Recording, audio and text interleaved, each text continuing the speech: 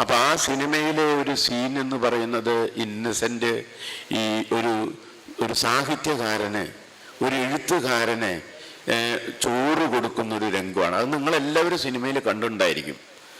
പക്ഷെ അത് ബെന്നി പി നായരമ്പലം എഴുതിയപ്പോൾ അതൊരു സാഹിത്യകാരൻ എന്നാണത് എഴുതി കഴിഞ്ഞത്.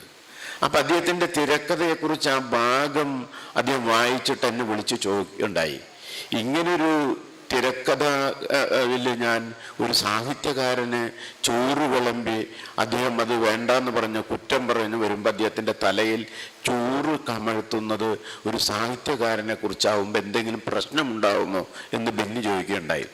അപ്പം ഞാൻ ബെന്നിയോട് പറഞ്ഞത് പവനൻ്റെ ഒരു പുസ്തകമുണ്ട് ചെറുകാടിനെ കുറിച്ച്, അതൊന്നെടുത്ത് വായിക്കാനാണ്. അപ്പം ബെന്നി അത് വായിച്ചതിന് ശേഷം എന്നെ തിരിച്ചു വിളിച്ചു.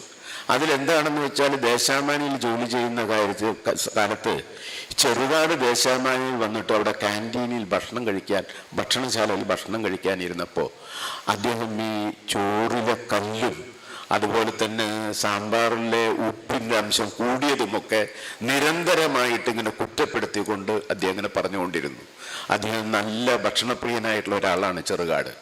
അപ്പോൾ ദേഷ്യം വന്ന കമ്മ്യൂണിസ്റ്റ് നേതാവ് കണാരൻ കയ്യിലിരുന്ന ചോറ് കൊണ്ട് അദ്ദേഹം ചെറുകാടിൻ്റെ തലയിൽ നമഴ്ത്തി.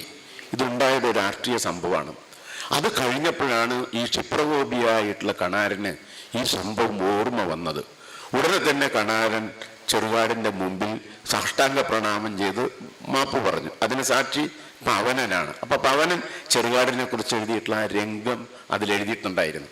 ഞാൻ ബെന്നിയോട് പറഞ്ഞു, അതിൽ ആ എഴുത്തുകാരൻ സാഹിത്യകാരൻ എന്നുള്ള കാര്യം ബാക്കി നിർത്തിയാൽ നിങ്ങളുടെ ആ രംഗം നിങ്ങളുടെ സിനിമയ്ക്ക് യോജിക്കുന്നതാവെന്ന് ഞാൻ പറയണ്ടായി.